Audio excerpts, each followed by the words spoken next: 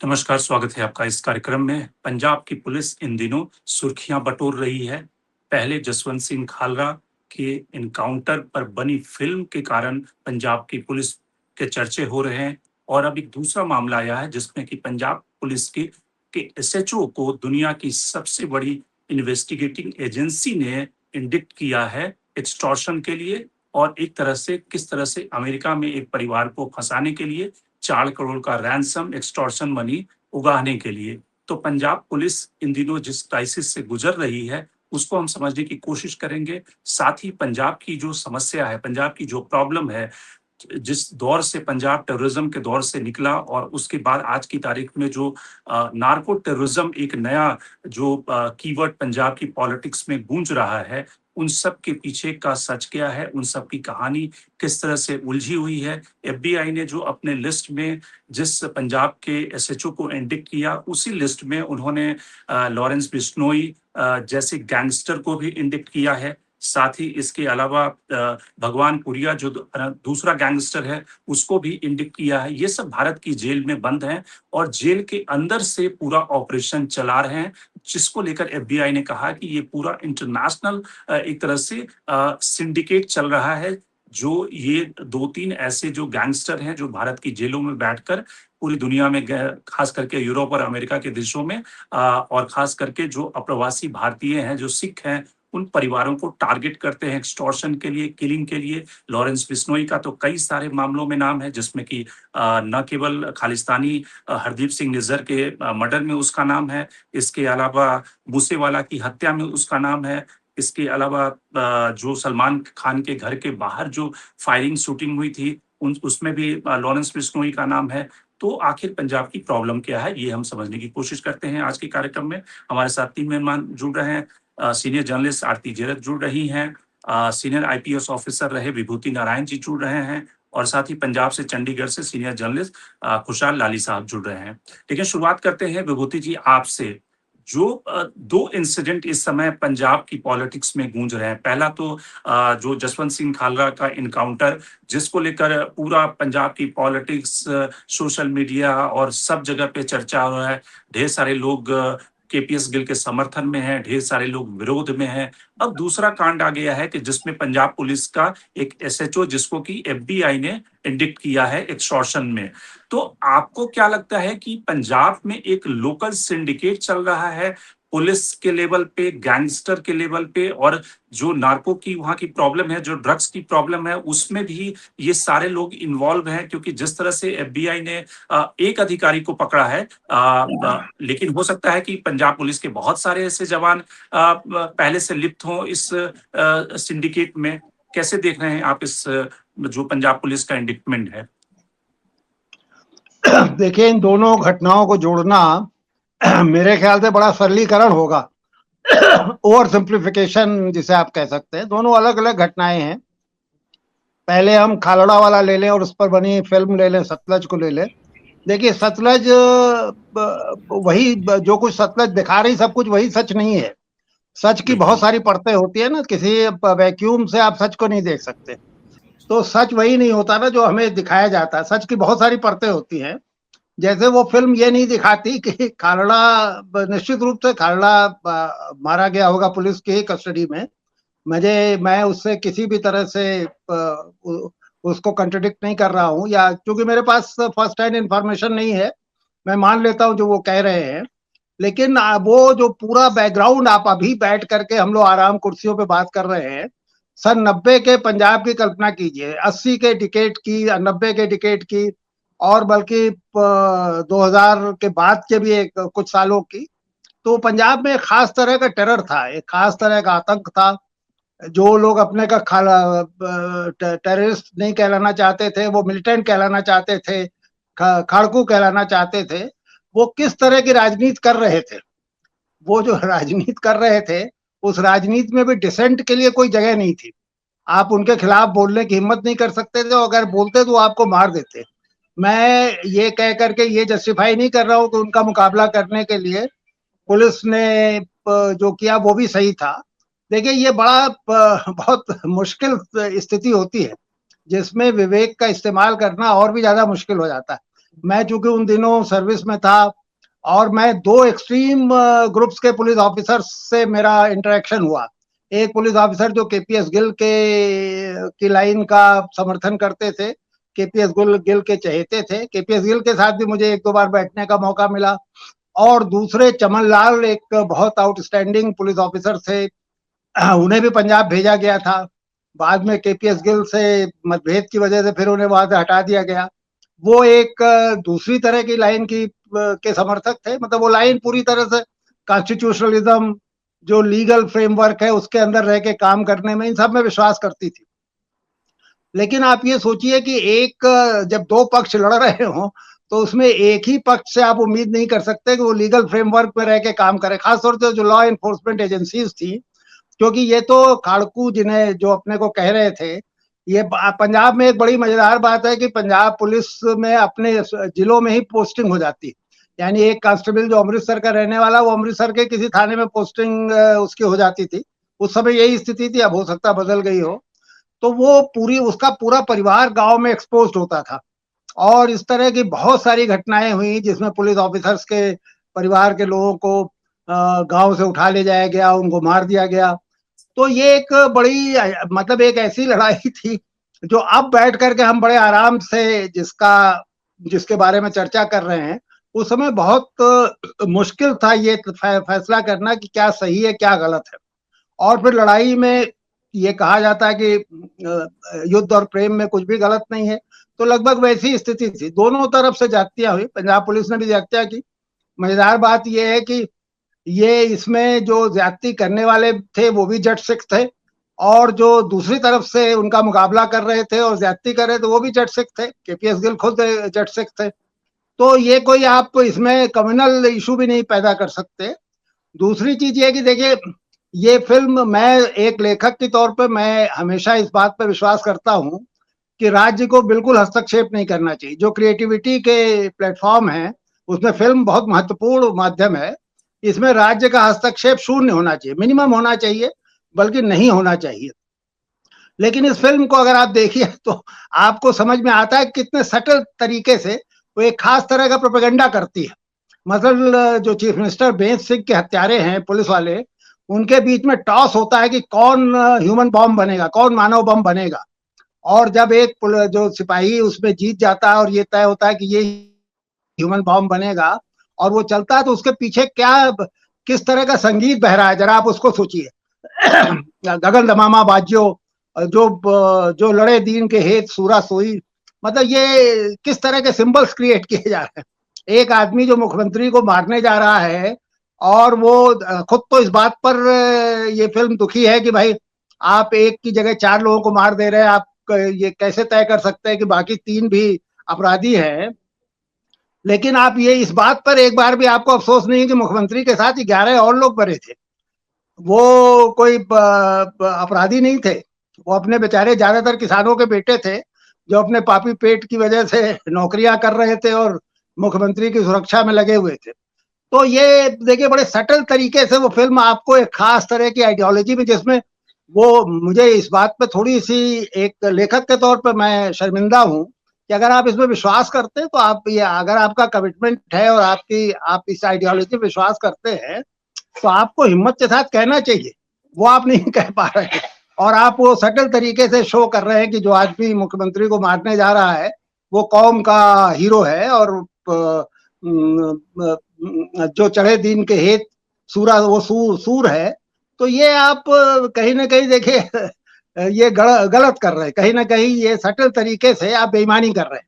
लेकिन ये भी सही है कि राज्य जिसके पास वायलेंस की मोनोपोली है, हिंसा पर तो राज्य का ही एकाधिकार है, तो राज्य को ज्यादा सावधान होना चाहिए, ज्यादा केयरफुल होना चाहिए।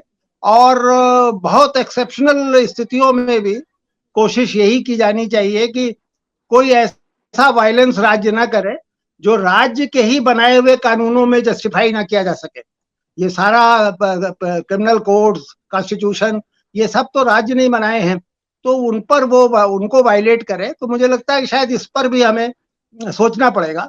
बहरहाल ये बहुत एक जिसे मैं खुद एक्सेप्ट कर रहा हूँ कि मेरे लिए भी डिलेमा है कि मैं ये कह सकूं कि नहीं सच ये था, सच ये नहीं था। तो अब बिल्कुल। ये फिल्म भी हमें उसी तरह से देखनी चाहिए। जहां तक आरती आपने जी। दूसरी बात दूसरा, जी। अच्छा अगर मेरा समय खत्म हो गया हो तो मैं बाद में दूसरे उस पर नहीं, बाद नहीं, में आ बिल्कुल। जाऊंगा। हाँ। दूसरे आरती जी जो विभूति जी कह रहे हैं, वो जो पंजाब का जो सच है और खास करके उस टेररिज्म के दौर का और आज के दौर में भी अगर इस कांड की भी ले लें जो गुरिंदर सिंह नागरा जिसको इंडिक्ट किया गया है, तो सवाल यही उठ रहे हैं कि भाई केपीएस गिल के ऊपर या स्टेट के ऊपर जिसका जिक्र किया विभूति जी ने कि वो जिम्मेदारी है कि वो नागरिकों को प्रोटेक्ट करे, वायलेंस का सहारा न लेते हुए और जिसको कहते हैं एक्स्ट्रा कॉन्स्टिट्यूशनल बाउंड्री को लांघे बिना। लेकिन कई बार ऐसी स्थिति आ जाती है कि अगर आप दायरों में रहते हैं तो आप खुलकर वो काम नहीं कर पाते। लेकिन उसका तो फिर यही हुआ कि जो नागरा भी कर रहा है कि वो भी एक तरह से सीमा से आगे जाकर एक्सटॉर्शन कर रहा है। स्टेट के लोग भी अगर मिल जाएं इनकाउंटर करने में, स्टेट के लोग अगर मिल जाएं फर्जी वसूली करने में, तो ये रिस्क आपको लगता है कि कई बार होती है। हालांकि आज की तारीख में वो चैलेंजिंग स्थिति नहीं है जो 90s की थी। 90s का जो दौर था और जिसमें कि वो सारी किलिंग हुई और टेररिज्म पंजाब ने झेला, वो तो अभूतपूर्व एरा था। लेकिन आज की तारीख में इस कॉन्टेक्स्ट को अगर समझें तो आप किस तरह से देखती हैं? ये एनकाउंटर किलिंग्स जो हैं, ये बहुत ही सेंसिटिव और कंट्रोवर्शियल मुद्दा है। और पंजाब, ये फिल्म अभी तो हम पंजाब का जिक्र कर रहे हैं, पर एनकाउंटर किलिंग्स तो सब प्रदेशों में हुआ है। और अगर आप अभी हाल में बंगाल में भी हुआ था, मतलब वो जो आदमी जो पकड़ा गया इसने था रेप रेप किया। केस के लिए, एक्चुअली स्टोरी तो ये है कि वो पुलिस को रेप विक्टिम के पास ले जा रहा था और वो एक्चुअली रेप का खुलासा कर रहा था, पर उसको अरेस्ट किया गया और फिर ये रात के वक्त वो ले गया पुलिस को और उसने फिर पुलिस की रिवॉल्वर छीनी तो उन्होंने मार दिया। तो ये एनकाउंटर यूपी में योगी आदित्यनाथ के बारे में लोग इतनी तारीफ करते हैं आज के दिन। अगर आप यूपी में जाओ तो सब बोलते हैं कि देखिए योगी आदित्यनाथ ने तो लॉ एंड ऑर्डर को बिल्कुल संभाल लिया है। और कैसे संभाला? एनकाउंटर किलिंग्स करके। तो इस अगर हम देखेंगे ये मुद्दा जो है एनकाउंटर किलिंग्स, देखिए ये हम ह्यूमन राइट्स की तरफ से देखेंगे तो लोग कहेंगे कि पुलिस के ह्यूमन राइट्स नहीं होते हैं, टेररिस्ट के ह्यूमन राइट्स क्यों होते हैं? टेररिस्ट तो जाके लोगों को मारते हैं, तो हम उनके बारे में ह्यूमन राइट्स क्यों कहें? क्रिमिनल्स की ह्यूमन राइट्स क्यों है? अगर हम ऐसे विचारधारा में चलेंगे तो फिर रूल्स बेस्ड सोसाइटी का होने का क्या फायदा? कोई लॉ होने का क्या फायदा? लॉ तो इसीलिए है कि हर सोसाइटी किसी ऑर्डरली तरीके, किसी ऑर्डर से रहे, और ये लॉज बनते हैं नागरिकों के प्रोटेक्शन के लिए। अब पुलिस इन लॉज को मिसयूज करेंगे और नागरिकों को मार देंगे एनकाउंटर्स में, सो कॉल्ड एनकाउंटर्स में, क्योंकि ये भी अब साबित हो रहा है इतिहास से कि ये मोस्ट एनकाउंटर्स जो होते हैं ये फेक होते हैं। ये जेन्युइन एनकाउंटर्स नहीं है। डकैती जो हो रही थी मध्य प्रदेश में एक जमाने में, आपको याद है चंबल वैली में डकैती का बहुत ही बड़ा डर फैला हुआ था। वहां भी कितने कितने एनकाउंटर किलिंग्स हुए और उसी से जाके वो डकैती कम हुए। अब एक तरफ से डकैती का इशू तो हल हो गया था मध्य प्रदेश में, पर दूसरी तरफ से कितने लोग मारे गए, उसमें से कितने असली डकैत थे, कितने इनोसेंट लोग थे जो मारे गए, वो नहीं पता है हमें। तो अगर कानून है तो कानून इसीलिए बनाया जाता है कि सोसाइटी एक ऑर्डर में रहे, एक ऑर्डर से चले। और मेरे ख्याल में जो कानून इन्फोर्स करने वाला है, जो कि पुलिस है, जो कोर्ट्स है, उनको तो उन पे ज्यादा जिम्मेवारी होती है कि वो कानून को माने। तो ये कहना कि आई नो पंजाब में स्थिति बहुत ही नाजुक थी उन दिनों में, बहुत ही टेरिबल वायलेंस हो रहा था और बहुत सारे लोग तो ये कह रहे हैं, जो बड़े-बड़े जर्नलिस्ट जो उस दौर में जिन्होंने कवर किया, उनका कहना है कि बाकी लोग जिन्होंने कवर नहीं किया या जो बाहर बैठे हुए, वो इमेजिन नहीं कर सकते कि पंजाब की उस समय स्थिति क्या थी, या जो पंजाब के लोग जो भुक्तभोगी हैं, जिनके परिवार के लोगों को दिन में उठा लेते थे खालिस्तानी टेररिस्ट, तो वो सब कहते हैं कि आप तो उसकी इमेजिन ही नहीं कर सकते, तो इसलिए आप उस इश्यू को बहुत ही सिंप्लीफाई करके उस पे अपनी जजमेंट दे रहे हो या कमेंट दे रहे हो। और बिल्कुल सही है। हम तो यहाँ दिल्ली में बैठे हैं, मैं तो पंजाब में नहीं थी उन दिनों में। बहुत पढ़ती थी, मेरे हस्बैंड जाते थे, वो भी जर्नलिस्ट हैं, तो वो कई बार जाते थे, बल्कि वो ऑपरेशन ब्लू स्टार में फंस गए थे पंजाब में, क्योंकि सारा कर्फ्यू हो गया था तो कोई निकल नहीं सकता था, तो वो उस दौरान तो फंस गए थे पंजाब में। परंतु फिर हम कानून क्यों बनाए, मैं यही पूछना चाह रही हूँ। तो फिर कानून का क्या फायदा अगर हम कानून, और खास करके कानून के जो एनफोर्सर्स हैं, पुलिस और कोर्ट्स, अगर वो कानून को नहीं मानेंगे और कहेंगे कि ये जस्टिफाइड है, एनकाउंटर्स जस्टिफाइड है, क्योंकि हमको एक बड़ा टेरर को खत्म करना है, तो फिर मतलब क्या, कानून का क्या मतलब है? कानून तो बिल्कुल हॉलो हो गया ना, खोखला हो गया फिर कानून। और आपको याद होगा बहुत साल पहले जो इंडियन एक्सप्रेस की पहले बड़ी इन्वेस्टिगेटिव स्टोरी थी, भागलपुर ब्लाइंडिंग, आपको याद होगा। उसमें पुलिस ने कई डकैत को पकड़े थे, जो लोगों को भागलपुर में बहुत परेशान कर रहे थे, इतने मतलब इतनी चोरियां, इतने मर्डर्स, और पुलिस ने उनको पकड़ के फिर थाने में ही उनको ब्लाइंड कर दिया, मतलब आंख, उनकी रोशनी खत्म कर दी। और उस टाइम भी ये एक बहुत बड़ा ह्यूमन राइट्स इशू बना था, सुप्रीम कोर्ट तक गया था, और पुलिस इंडिक्ट भी हुई थी। पर जो लोकल लोग थे, वो पुलिस की बहुत तारीफ कर रहे थे कि पुलिस ने बहुत अच्छा किया, क्योंकि हमारी जिंदगी तो हराम हो गया था। ये डकैती ने तो इतना टेरर फैलाया हुआ था, ये डकैत लोगों ने, कि हमारे लिए तो पुलिस ने बहुत ही अच्छा फायदा किया। तो ये मतलब दोनों तरफ, ये कहानी दोनों तरफ से देखा जा सकता है।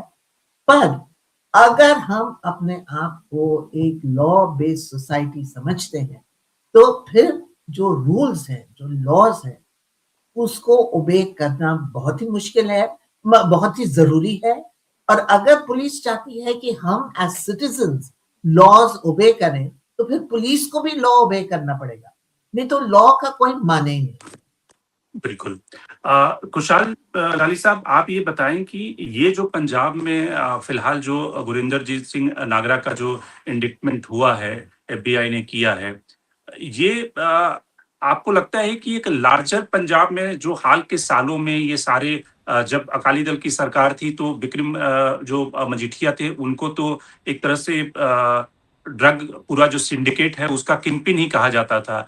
बाद के दौर में अलग-अलग जो मंत्री हैं, सरकार हैं, पुलिस के अधिकारी हैं, उनको ब्लेम किया गया कि ये सब सिंडिकेट चलाते हैं, और उसमें न केवल इंटरनेशनल जो गैंगस्टर हैं, जो जेलों में बैठे हैं, वो सब इन्वॉल्व हैं, बल्कि सबकी मिलीभगत से चल रहा है। आप कैसे देखते हैं इस इंडिक्टमेंट को, और कितनी बड़ी टिप्पणी है पंजाब पुलिस के ऊपर इस एफबीआई के इंडिक्टमेंट से? देखिए, मैं गुरिंदर नागरा की बात पे बाद में आऊँगा।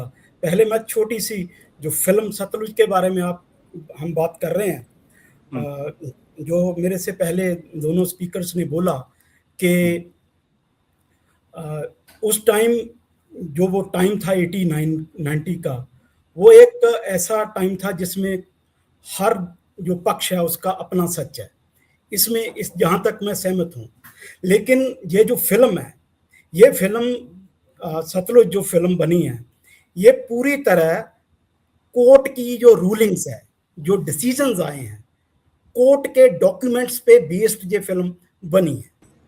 और अगर उस स्टेट के कोर्ट्स के ऑर्डर पे आधारित बनी फिल्म को नहीं चलने देगी और एक प्रोपेगेंडा मानेंगी, और वो सेंसर बोर्ड 80, 50, 90 उस पे कट लगाने की बात करेगा। सो केरला स्टोरी को क्लियर किया हो, साबरमती को क्लियर किया हो, जेएनयू वाली फिल्म को क्लियर किया हो, वीर सावरकर वाली को क्लियर किया हो, जिस सेंसर बोर्ड ने ऐसी फिल्में जिस देश में चल रही हो, वहां आप ये कह देंगे कि जी ये एक फिल्म एक एक पक्ष एक प्रोपेगेंडा पेश करती है, तो ये कैसे जस्टिफाई होगा? एक बात।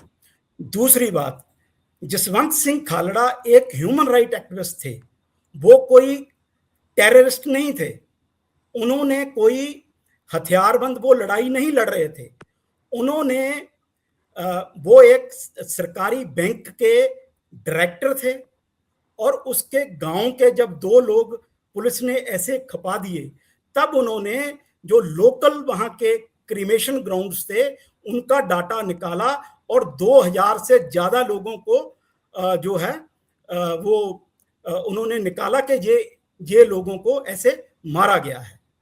और ये एक मतलब एक लंबी कहानी है। तो लेकिन इसको प्रोपेगेंडा उस फिल्म को रोक देना, जहां ऐसी फिल्में चलती हो, कश्मीर फाइल चलती है, साबरमती चल रही है, तो ये कहां तक, मैं इसको जस्टिफाई नहीं मानता।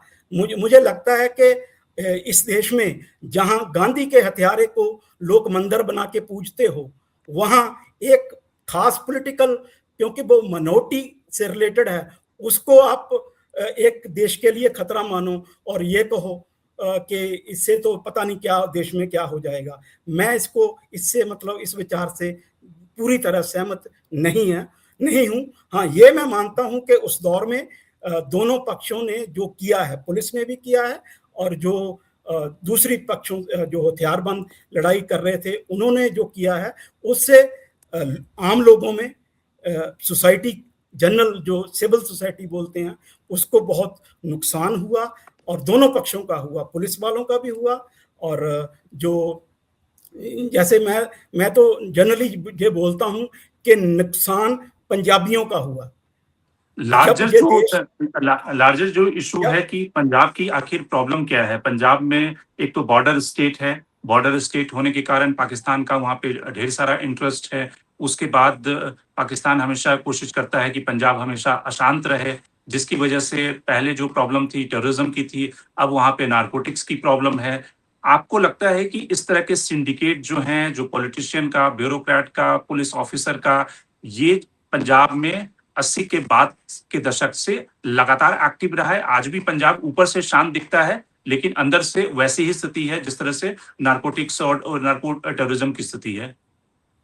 बिल्कुल है, क्योंकि ये जो बात आप बोल रहे हैं कि पंजाब एक बॉर्डर स्टेट है, तो यहाँ का जो सिनारियो है, यहाँ पे जो इंटरनेशनल फोर्सेस है उनका एक इंटरेस्ट रहता है, तो वो पंजाब में जो बॉर्डर स्टेट में दूसरी जो कुछ भी होगा तो वो उसको अपने तरीके से यूज करने की कोशिश करते हैं। इसमें कोई अतकथनी नहीं है। जैसे जो खालिस्तान मूवमेंट थी उसमें उनको सपोर्ट देते रहे हैं वो, और कुछ लोग तो अभी भी वहां बैठे हैं। अब उसके बाद ये जो दूसरा जो गैंगस्टरिज्म और ड्रग्स का जो इशू आया, उसमें भी क्योंकि ज्यादातर जो ये एक्चुअली पंजाब जो है एक ट्रांजिट जो प्लेस बन गया, अफगानिस्तान से, पाकिस्तान से जो बॉर्डर से पंजाब की तरफ आते हैं, क्योंकि जो जितने वो ड्रग्स आ रहे हैं, जहाँ जितना ये बड़ी समस्या है, वो सिर्फ पंजाब में तो खपता नहीं है, वो तो बॉम्बे भी जाता है, दिल्ली भी जाता है और इंटरनेशनली भी जाता है। तो ये एक नेक्सस, बात आपकी सही है कि एक नेक्सस बन गया है जिसमें पुलिस भी इन्वॉल्व है, जिसमें पॉलिटिशियंस भी इन्वॉल्व है और जिसमें और एजेंसियां भी इन्वॉल्व है। इसमें वो लोग ज्यादा उसका फायदा उठाते हैं, जो चाहते हैं कि पंजाब को किसी तरह हम डिस्टर्ब करें और पंजाब के बहाने इंडिया में किसी ना किसी तरीके से हम डिस्टर्बेंस करें। तो मुझे लगता है कि ये ऐसे हो रहा है। बिल्कुल। विभूति जी, अगर इसके सोशियोलॉजिकल फैक्टर पे जाएं, बिहार में एक जमाने में, आप तो लंबे समय तक पुलिस में रहे हैं, बिहार में एक जमाने में जो कास्ट सेनाएं थी, रणवीर सेना, इस तरह की बहुत सारी सेनाएं थी, वो आपस में लड़ती रहती थी और उन सब के पीछे जमीन और कास्ट की जो राइवलरी थी, जो सोशियोलॉजिकल फैक्टर था, उसके कारण ये सारी सेनाएं बनी थी। पंजाब की जो ये प्रॉब्लम है, ये ड्रग्स की जो प्रॉब्लम है, अनएम्प्लॉयमेंट की जो प्रॉब्लम है, बॉर्डर स्टेट है, वहाँ पर बहुत सारे स्टेक लगे हुए हैं। आपको क्या लगता है सोशियोलॉजिकल ऐसे कारण, सामाजिक कारण जिसके कारण पंजाब कहीं न कहीं हमेशा अशांत रहता है या उसको अशांत बनाने की कोशिश चलती रहती है? देखिए, मैं इससे पूरी तरह सहमत हूँ कि जो पंजाब में जो कुछ हो रहा है, खास तौर से जो ये दूसरा मामला जो था, जिसमें अमेरिका को हस्तक्षेप करना पड़ रहा है और बहुत सारे लोगों को गिरफ्तार करना पड़ रहा है, वो एक बड़े और लंबे समाजशास्त्रीय अध्ययन की मांग करता है। एक सोशियोलॉजिकल डिस्कोर्स होना चाहिए, सोशियोलॉजिकल स्टडी होनी चाहिए और होती भी रहती है। बिहार और इससे आप तुलना नहीं कर सकते, क्योंकि बिहार में तो पॉवर्टी कारण था और पंजाब में प्रॉस्पेरिटी कारण हो गया है। पंजाब चूंकि शुरू से बहुत एक प्रोग्रेसिव स्टेट रहा हिंदुस्तान का, खेती किसानी बहुत अच्छी थी, बाद में इंडस्ट्रीज का भी शुरुआती दौर में आप देखें, अब भले पंजाब बहुत पीछे हो गया, लेकिन इंडस्ट्रियल डेवलपमेंट भी पंजाब में दूसरे स्टेट्स के मुकाबले ज्यादा हुआ था। बड़ी तादाद में पंजाबियों ने माइग्रेशन करना शुरू किया था, कनाडा, अमेरिका, यूरोप, हर जगह जा रहे थे, पैसा भेज रहे थे। तो यहाँ पर एक दूसरी तरह की प्रॉस्पेरिटी वाली समस्या पैदा हुई है।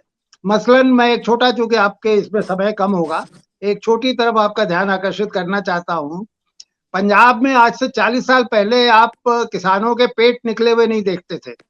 आज आप किसी भी किसान को बिना मतलब इस तरह से, या आप इसे इससे तुलना करें कि बियर का सबसे ज्यादा कंजम्पशन पंजाब के किसानों के बीच में है। किसी भी दूसरे रूरल सोसाइटी से आप तुलना कर लीजिए, उनके खेतों में सारा काम हमारे इलाके के गए हुए मजदूर कर रहे हैं।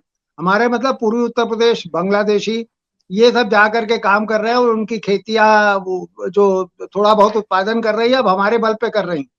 वहां के अपने के जो जवान लड़के हैं, किसानों के बेटे हैं, उनका सबसे बड़ा सपना किसी भी तरह कनाडा जाना है, यूरोप जाना है। वो इटली जाते हुए किसी जहाज में डूब जाएंगे, लेकिन जाने की कोशिश करेंगे। तो ये एक खास तरह की स्थिति वहां पैदा हुई है। और ये जो सेपरेटिज्म है या सेसेशनिस्ट जो फोर्सेस मजबूत हुई हैं, उनको भी इसी से ताकत मिली है, क्योंकि आप उस समृद्धि को किस तरह से उसका बंटवारा हो सके, किस तरह से उसका ज्यादा कंस्ट्रक्टिव इस्तेमाल हो सके, इसमें ना तो राज्य कुछ कर पाया और ना वहाँ के अपने जो सोशल फोर्सेस हैं वो कर पाई। गुरुद्वारे जो एक जमाने में रेजिस्टेंस के प्रतीक होते थे, जो एक भाईचारे के और सोशल अवेकनिंग के प्रतीक होते थे, वो धीरे धीरे आप पाएंगे कि जड़ होते गए और वो रिएक्शनरी फोर्सेस के ज्यादा उनके ब्रीडिंग ग्राउंड बन गए। तो ये सारी चीजें हैं। बहरहाल जो ये अमेरिका में पकड़े गए हैं लोग, मैं चूंकि मेरे पास पूरी जानकारी नहीं तो मैं बहुत टिप्पणी नहीं कर सकता, लेकिन मुझे शक नहीं लगता कि ये गलत होगा। ज्यादा संभावना यही है कि ये सच होगा, क्योंकि ये एक्सटॉर्शन या करप्शन ये दूसरे स्टेट्स की पुलिस के मुकाबले पंजाब में ज्यादा होगा, ऐसा मेरा ऑब्जर्वेशन है।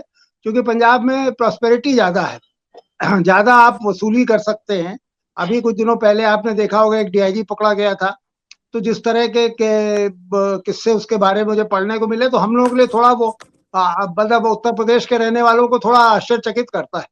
बहरहाल मतलब आप ये कह रहे हैं कि पंजाब बिहार और की यूपी की जो पुलिस है वो जो अगर इस तरह की काम करेगी तो वो छोटे मोटे उसमें पकड़े जाएंगे, इतने बड़े ऑर्गेनाइज क्राइम में नहीं पकड़े जाएंगे। तो आप गरीबों को लूटेंगे तो आपके हिस्से में कम आएगा, आप किसी दौलतमंद को लूटेंगे तो आपको ज्यादा मिलेगा। बहरहाल एक बात सिर्फ मैं एक छोटी टिप्पणी और करना चाहता हूँ। हमारे मित्र सही कह रहे थे कि देखिए इस फिल्म पर जो कुछ पाबंदी लगने से जो कंट्रोवर्सी हुई है, वो थोड़ी सी इसलिए भी ज्यादती लग रही है क्योंकि इससे खराब फिल्में, उन्होंने जिक्र भी किया कश्मीर फाइल, केरल फाइल और पता है कितनी फाइलें खुली हैं, वो इनसे खराब फिल्में थी। मतलब इसी तरह का इससे ज्यादा खराब आप ये कर सकते हैं डिवाइसिव एलिमेंट उनके अंदर बीज थे, उन पर रोक नहीं लगी, तो इस पर भी रोक नहीं लगनी चाहिए थी। बशर्ते कि मैं फिर कहूंगा कि देखिए इसके बनाने के पीछे अगर नीयत साफ होती ना, जैसे खालड़ा को कहा जा रहा है कि वो ह्यूमन राइट एक्टिविस्ट है, तो ये आधा सच बताया जा रहा है। खालड़ा के तो हजारों पेज मौजूद हैं, जिसमें कि उसने खालिस्तानियों का पक्ष लिया, खालिस्तानियों के पक्ष में माहौल बनाने की कोशिश की। वो खुद बंदूक लेकर नहीं लड़ा, ये बात तो सही है। तो इसलिए ये फिर मैं कहूंगा कि सच वही नहीं होता जो हमें दिखाया जाता है, या एक पक्ष जिसे सच कहता है। सच के लिए हमें दोनों पक्षों को देखना पड़ेगा। जी। लेकिन इसमें कई सारे लोग, विभूति जी, ये कह रहे हैं, बहुत सारे लोगों का ये भी मानना है कि आप किसी डायरेक्टर से ये क्यों उम्मीद करते हो कि वो एक ऐसी फिल्म बनाए जिसमें कि पूरा सब कुछ हो, पंजाब की किस पृष्ठभूमि में टेररिज्म शुरुआत हुई, केपीएस गिल ने किस परिस्थिति में वहां पर टेररिज्म का सफाया किया, बाकी जो भिंडरावाला का रोल क्या था, ऑपरेशन ब्लू स्टार कैसा था। मतलब वो कोई हिस्ट्री की किताब थोड़े लिखी जा रही है। एक डायरेक्टर को एक कहानी पसंद आई, उसको लगा कि इस कहानी को हमें दिखाना है, और उस कहानी को उसने शिद्दत से दिखाई। हाँ, उसमें जिन सवालों पर सवाल उठाए जा सकते हैं, उसमें जो बेअंत सिंह की जो हत्या हुई, और उसमें जिस तरह से उनका जो कैरेक्टर है, केपीएस गिल का कैरेक्टर, एक तरह से पूरी तरह से खलनायक बना दिया गया, जबकि केपीएस गिल को टेररिज्म खत्म करने के लिए नायक माना जाता है। तो आप केपीएस गिल के और बेअंत सिंह के कैरेक्टर के साथ थोड़ा न्याय कर सकते थे, लेकिन पूरी हिस्ट्री की किताब उसमें लिख देते, ये तो जरूरी नहीं है। नहीं, देखिए, ये आप जो कह रहे हैं ना, इसमें थोड़ा सा मेरी असहमति है। जब आप जी। कुछ लिखते हैं, मतलब क्रिएटिविटी का कोई फॉर्म हो, जैसे मैं उपन्यास लिखता हूँ, कोई फिल्म बनाता है, कोई कविता लिखता है, तो उसमें पॉलिटिक्स रहती है। देखिए, हमारे हिंदी के एक बड़े कवि थे मुक्तिबोध, जो ये पूछा करते थे कि बिल्कुल। पार्टनर तुम्हारी पॉलिटिक्स क्या है, पॉलिटिक्स मतलब जो क्या तुम है, लिख रहे हो। बिल्कुल। हाँ, तो इसमें भी पॉलिटिक्स है। देखिए, जब आप एक हत्यारे को, जो बेअंत सिंह के को मारने के लिए जा रहा है, सुसाइड बॉम्बर बना हुआ है, अगर उसके पीछे आप जो जिए जो लड़े दीन के हे सूरा सोई अगर बजा रहे हैं, तो अगर आपने तमस फिल्म देखी होगी, तो तमस फिल्म का एक दृश्य याद करिए ना, जिसमें गुरुद्वारे में सारी महिलाएं इकट्ठी होकर के और वो अब कुएं में कूदने जा रही हैं, और उस समय जो धुन बज रही है कि जो लड़े दीन के हे सूरा सोई, अगर वही धुन बजाई जा रही है इस आत्मघाती बॉम्बर के लिए, सुसाइड बॉम्बर के लिए, तो ये तो समझ में आता है ना कि आपकी पॉलिटिक्स क्या है। आप छिपा नहीं सकते ना, ये कह सकते कि नहीं साहब, हम तो फिल्म बना रहे हैं, हमसे पॉलिटिक्स से क्या मतलब, हम कोई इतिहास थोड़ी ना लिख रहे हैं, हम कोई कहानी थोड़ी लिख रहे हैं। इतना सिंपल होता नहीं। राजनीति तो हर जगह होती है, चाहे आप कविता लिख रहे हो, चाहे आप फिल्म बना रहे हो, चाहे आप नाटक कर रहे हो, राजनीति तो। अब आपकी राजनीति किसके पक्ष में है? अगर आपके अंदर ईमानदारी है और आपके अंदर हिम्मत है, तो आप कहिए कि हमारी राजनीति इनके पक्ष में है। आप ये नहीं कह सकते कि नहीं नहीं साहब, हमारी तो कोई पॉलिटिक्स नहीं है, और आप हम तो खाली फिल्म बना रहे हैं, आप उसी हिसाब से हमें देखिए। जी।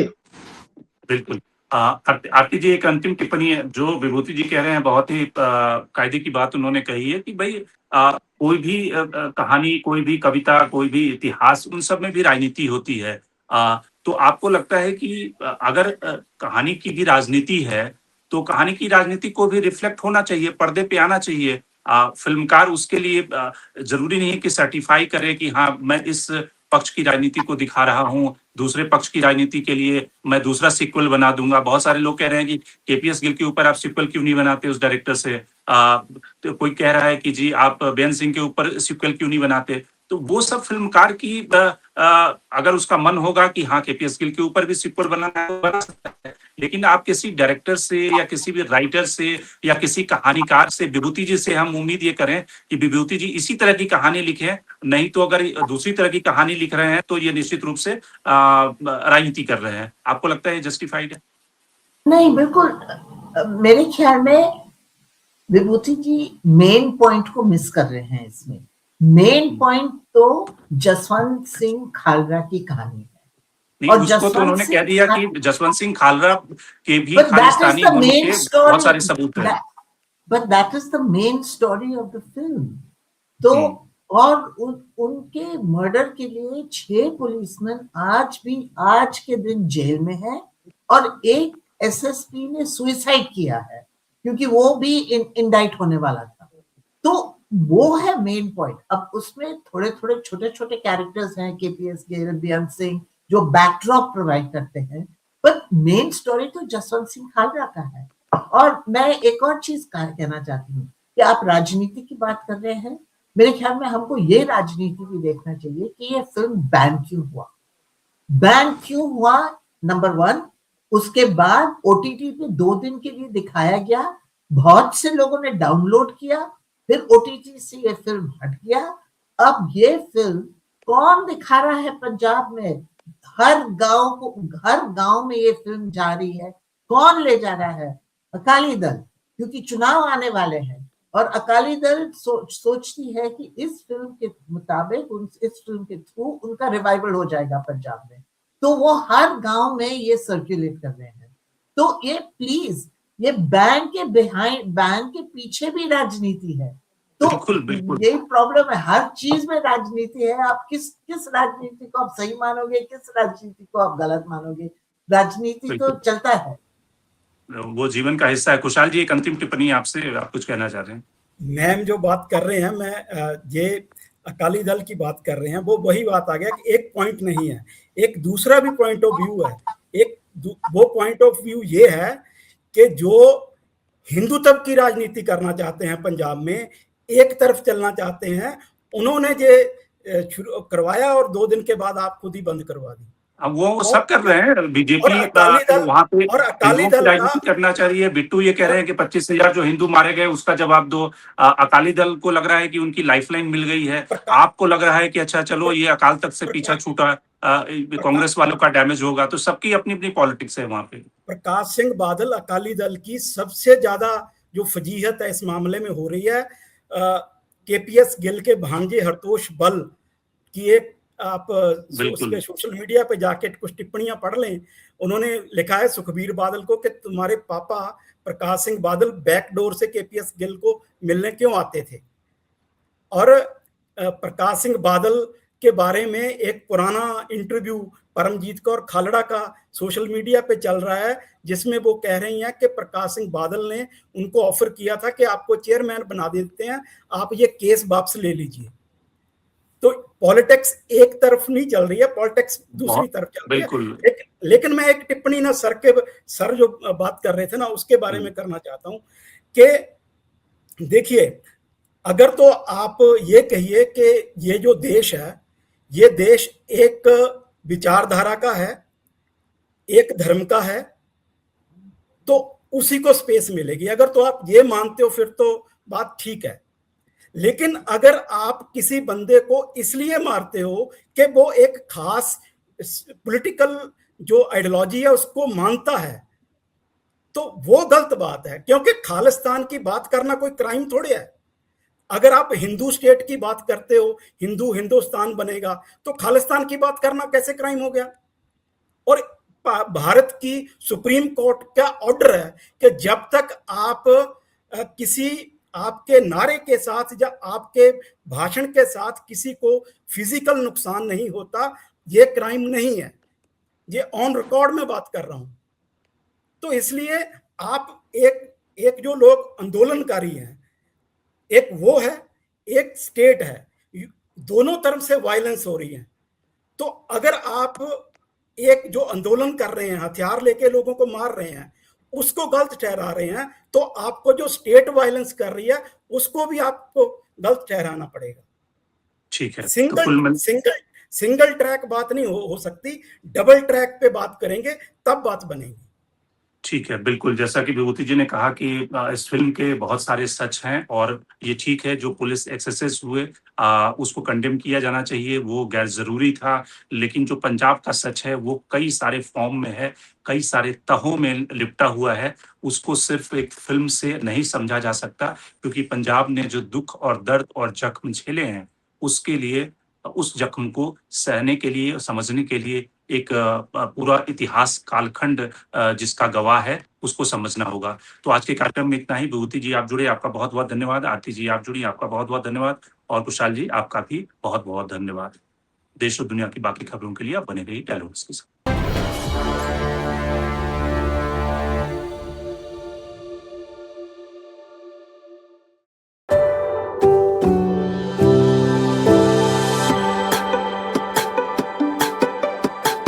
Every book has a journey, and every author has an untold story. Behind every powerful book lies curiosity, courage, and countless conversations. Discover them all on Books and Banter. a Dialogus digital original series.